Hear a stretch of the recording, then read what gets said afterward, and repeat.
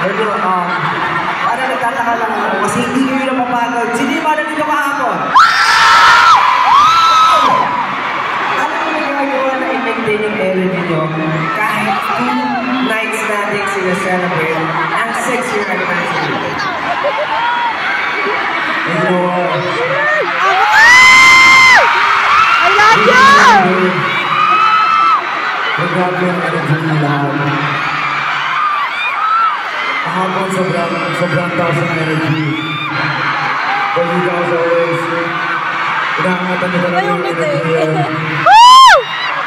And that makes us happy so much. Maraming salamat sa pagpunta dito. And we know, nagaling na kayo sa malalayong lugar. Basta I'm just so thankful sa mga efforts nyo lahat na salamat na YouTube at naman lang din. Iba yung ingay ngayon.